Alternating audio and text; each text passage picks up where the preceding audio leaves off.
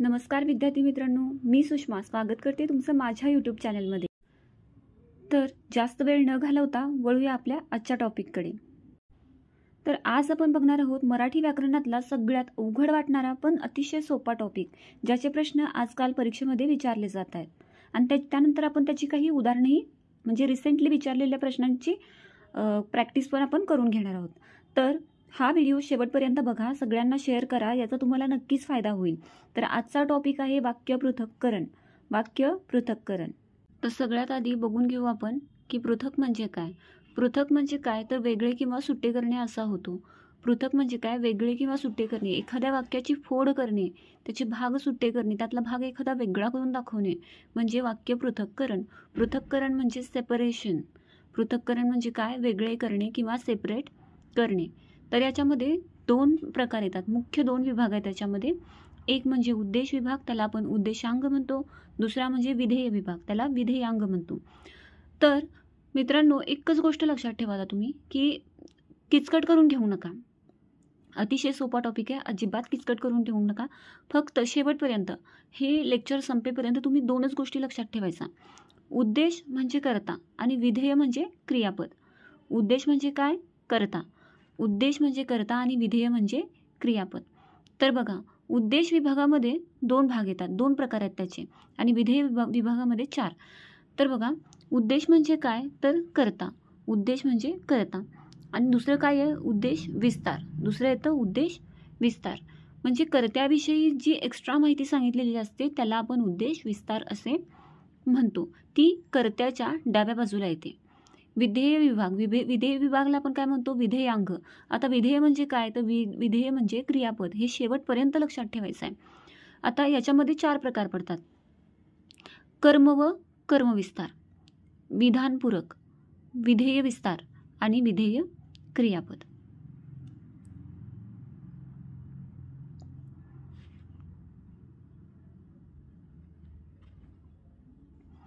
तर बघा, उद्देश विभाग।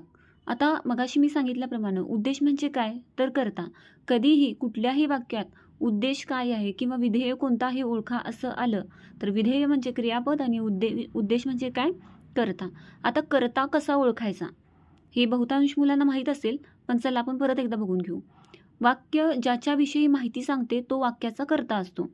आता बघा, क्रियापदातील धातूला नारा, नारे, नारी हा प्रत्यय जोडून कोण किंवा काय ने प्रश्न विचारल्यास उत्तर कर्ता येते। उदाहरण द्यायचं झाल्यास, आरतीने आंबा खाल्ला, खाणारी कोण, आरती असे।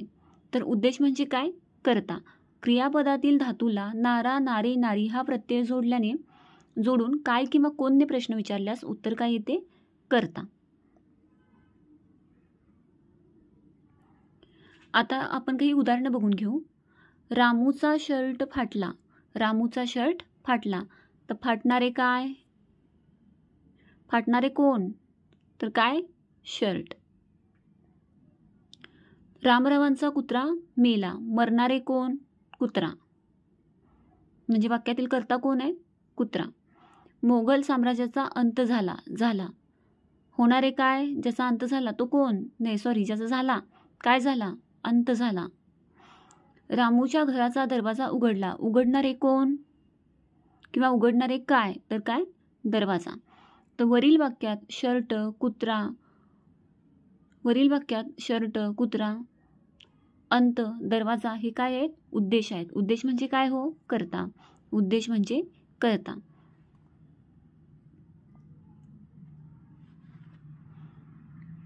आता नेक्स्ट बघून घेऊ उद्देश विस्तार।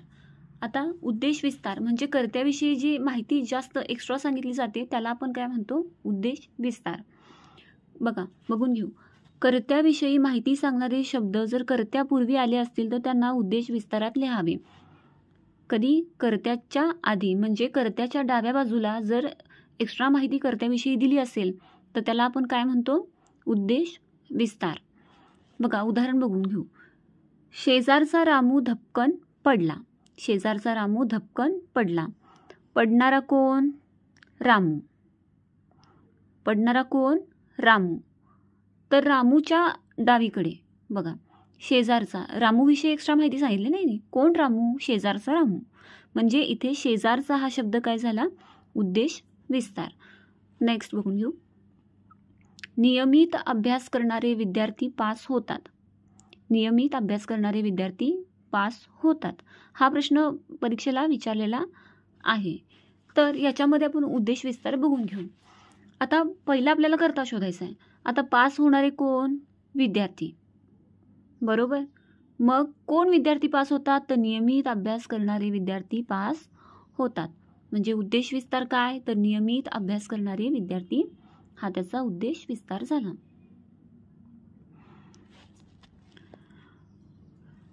आता दुसरा विधेय विभाग म्हणजे काय? विधेयांक, यातला दुसरा प्रकार आहे हा. आणि याच्यामध्ये आपण अजून प्रकार 4 प्रकार आहेत ते उपप्रकार ते बघणार आहोत. आधी बघून घेऊ. विधेय म्हणजे काय? विधेय म्हणजे मी आधीच सांगितले, विधेय म्हणजे क्रियापद. वाक्यात ज्यांच्यावर क्रिया घडते ते कर्म असते, म्हणजेच क्रिया सोसणारे कर्म असते. वाक्यात ज्याच्यावर क्रिया घडते ते म्हणजे कर्म. आणि जो काय म्हणतो आपण, क्रिया ज्याच्यावर घडते तो कर्म, आणि जो क्रिया करतो त्याला आपण कर्ता म्हणतो, म्हणजे कोण? उद्देश. तर आता आपण बघून घेऊ. रामने झाडाचा पेरू तोडला. रामने झाडाचा पेरू तोडला. तर या वाक्यात कर्म काय? आता बघा, तोडणारे कोण? राम. तोडलेले काय? ला लिहिले प्रत्यय लावून, क्रियापदाला ला लिहिले प्रत्यय लावला की आपल्याला जे उत्तर मिळतं ते म्हणजे काय? तर कर्म. रामने झाडाचा पेरू तोडला. तोडणारे कोण? राम. म्हणजे राम हा कर्ता झाला. आणि तोडलेले काय? तोडलेले काय म्हणजे पेरू. पेरूवर ही तोडण्याची क्रिया घडली आहे, तर इथे काय? कर्म म्हणजे काय असेल? पेरू. दुसरं उदाहरण. गवळ्याने म्हशीची धार काढली. गवळ्याने म्हशीची धार काढली. आता बघा, धार काढली. धार कुणी काढली? काढणारे कोण? गवळी. आता ही क्रिया कुणावर झाली? म्हशीवर झाली, बरोबर का? सॉरी, आता काय झालं? गवळ्याने म्हशीची धार काढली. तर कुणी काढली? गवळ्याने काढली. तर काढण्याची क्रिया धारेवर झाली, म्हणून धार ते कर्म झालं.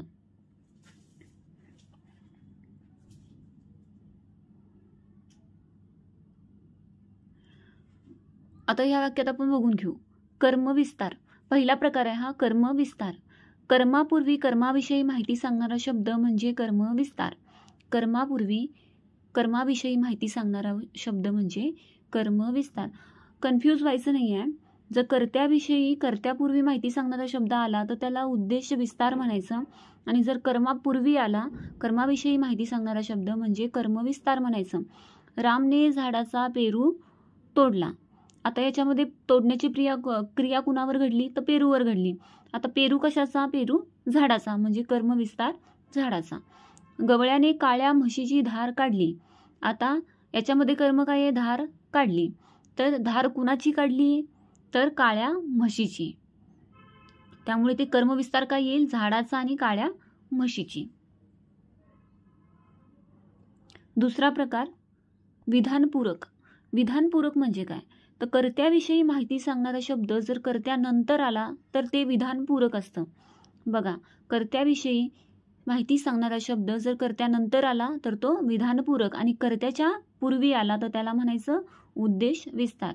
अजिबात कन्फ्यूज व्हायचं नाही. विधानपूरक म्हणजे काय? कर्त्यानंतर येणारा शब्द. कर्त्यानंतर कर्त्याविषयी माहिती सांगणारा शब्द असेल तर त्याला विधानपूरक असे म्हणायचं. बघा, राम राजा झाला. कर्ता कोण आहे? होणारे कोण? राम. राम काय झाला? हो, राजा झाला. म्हणजे कर्त्यानंतर कर्त्याविषयी माहिती सांगणारा शब्द आला तर त्याला विधानपूरक म्हणायचं. तर राजा इथे काय आहे? विधानपूरक आहे. संदीप शिक्षक आहे. संदीप शिक्षक आहे. असणारे कोण? संदीप. संदीप कोण आहे? शिक्षक. तर इथे शिक्षक येईल. शरदाच्या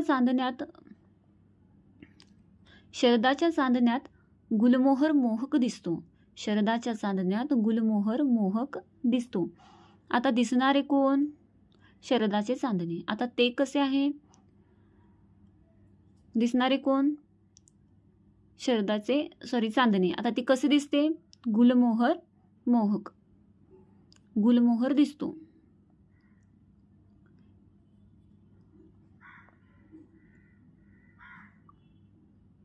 तिसरा प्रकार आहे विधेय विस्तार. तिसरा प्रकार आहे विधेय विस्तार. क्रियापदास विधेय असे म्हणतात. आधी मी सांगितल्याप्रमाणे क्रियापदास काय म्हणतात? विधेय असे म्हणतात. वाक्यात कर्त्याविषयी माहिती सांगणाऱ्या शब्दांचा यात समावेश होतो. वाक्यात क्रियापदाविषयी माहिती सांगणाऱ्या शब्दांचा यात समावेश होतो. क्रियापदाला कोठे, केव्हा आणि कसेने प्रश्न विचारल्यास विधेय विस्तार उत्तर येते. जेव्हा तुम्ही क्रियापदाला कोठे, केव्हा, कसे असे धरून प्रश्न विचारता तेव्हा विधेय विस्तार मिळतो. तर विधेय म्हणजे काय? क्रियापद. क्रियापदाला आपण जे प्रश्न विचारू त्याच्यानंतर जी एक्स्ट्रा माहिती आपल्याला मिळते तर त्याला आपण काय म्हणायचं? विधेय विस्तार. ही सर्व क्रिया विशेषणे असतात. हे खूप महत्त्वाचं आहे. ही सर्व क्रिया विशेषणे असतात. आता क्रिया विशेषण म्हणजे काय हो?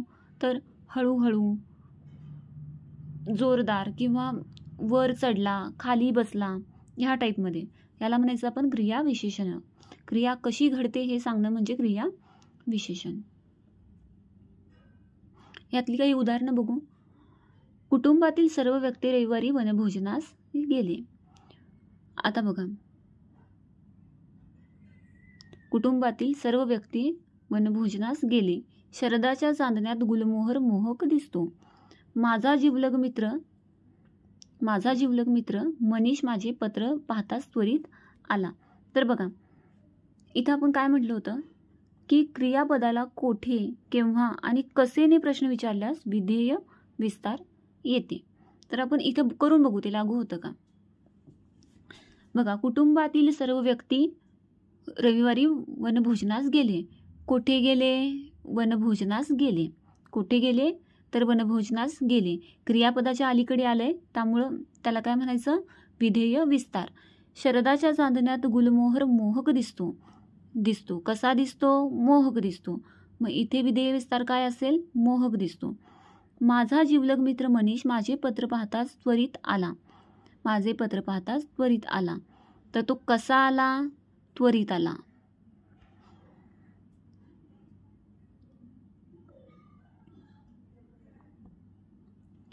आता यातला शेवटचा प्रकार विधेय म्हणजे क्रियापद. आता हे सगळ्यात सोपं आहे. विधेय म्हणजे काय? तर क्रियापद. रमेश खेळतो. ह्यातलं क्रियापद काय आहे? रमेश अभ्यास करतो. क्रियापद काय? करतो. रमेश चित्र काढतो. तर याच्यामध्ये क्रियापद काय हो? काढतो. तर विधेय म्हणजे काय? क्रियापद. बघा, अतिशय सोपा टॉपिक आहे. तुम्ही बघत राहा, फक्त लक्षात ठेवा. फक्त आपण एकदा रिवाईज पण करून घेऊ शेवटला. तर वाक्यपृथक्करण या विषयावरील TCSने 2025 मध्ये विचारलेल्या सर्व प्रश्नांची आपण प्रॅक्टिस करून घेऊ. म्हणजे तुम्हाला लक्षात येईल की हे सोपा टॉपिक आहे ते, म्हणजे तुम्हाला अजून समजत जाईल. तर हा व्हिडिओ शेवटपर्यंत बघा. आईने वृंदाचे फाटलेले दप्तर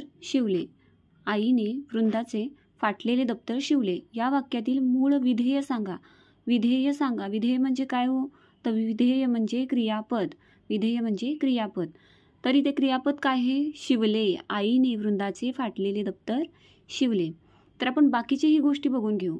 इथे बघा, आईने वृंदाचे फाटलेले दप्तर शिवले. यामध्ये विधेय काय? तर शिवले. आता शिवणारे कोण? आई म्हणजे काय? करता. आता शिवलेले काय? दप्तर काय येईल त्याचे? विधेय विस्तार. तर इथे आपल्याला काय विचारलं होतं त्यांनी? मूळ विधेय सांगा. तर शिवले हा त्याचा योग्य उत्तर आहे. नेक्स्ट, पावसाळ्यात पठारावर रानफुले उमलतात. या वाक्यातले उद्देश कोणते? तर बघा, उद्देश म्हणजे कोण? करता. उद्देश म्हणजे काय? तर करता. उमलणारे कोण? उमलणारी रानफुले. मग करता कोण आहे इथे? रानफुले. उमलणारी रानफुले, म्हणून इथे उद्देश आहे करता. मोत्याची माळ गळ्यास शोभा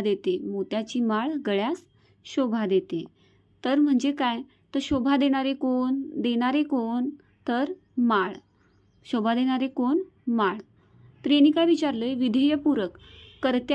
कर्त्यानंतर माहिती सांगणारा जर शब्द आला तर त्याला काय म्हणायचं? विधेयपूरक. आता माळीच्या पुढं काय शब्द आहे?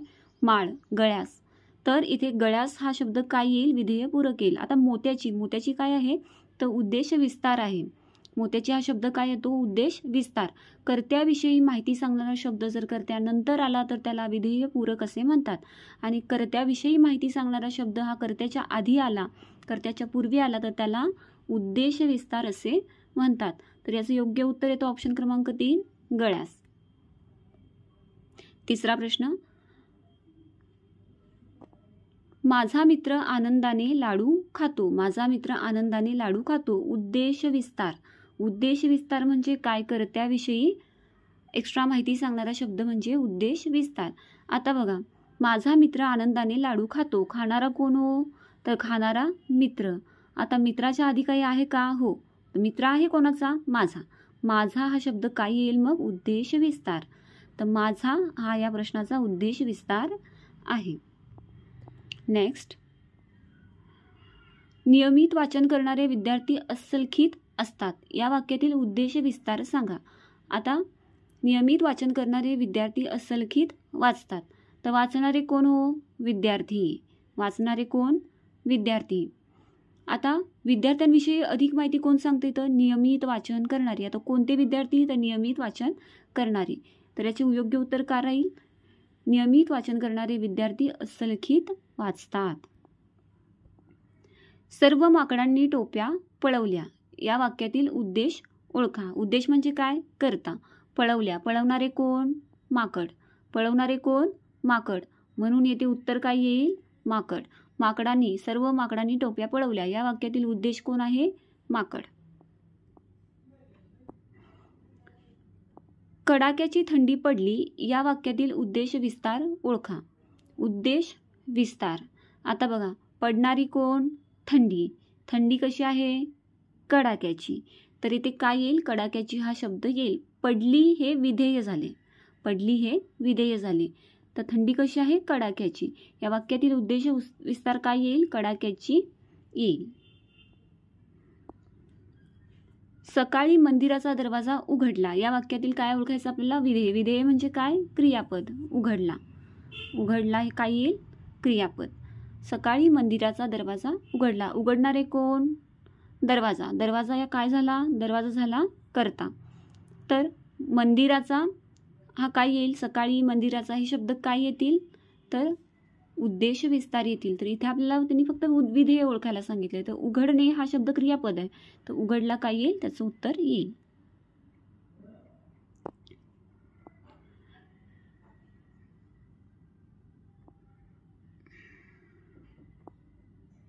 हा प्रश्न रिपीट झालाय, आपण पुढे बघू.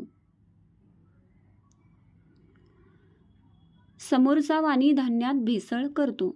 समोरचा वाणी धान्यात भेसळ करतो. या वाक्यातील उद्देश ओळखा. करणारे कोण? वाणी. भेसळ करणारे कोण आहे? तर वाणी. वाणी हा त्याचे योग्य उत्तर येईल. आणि समोरचा हा शब्द येईल उद्देश विस्तार. या वाक्यातील उद्देश विस्तार काय येईल? समोरचा. करतो. करतो काय येईल? क्रियापद. क्रियापद म्हणजे काय? विधेय. आणि वाणीच्या पुढे धान्यात भेसळ करणे.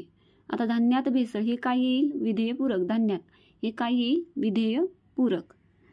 तर इथे काय? वाक्यातील उद्देश ओळखा. समोरचा वाणी धान्यात भेसळ करतो. भेसळ करणारे कोण? वाणी. वाणी हे त्याचे योग्य उत्तर येईल. तर अशाच नवनवीन व्हिडिओसाठी तुम्ही चॅनलला सबस्क्राईब करून ठेवा आणि शेअर पण करा भरपूर. अजून व्हिडिओ येत राहतील, तुम्ही बघत राहा. तुम्हाला याचा नक्कीच फायदा होईल. आणि स्टे ट्यून्ड. थँक्यू.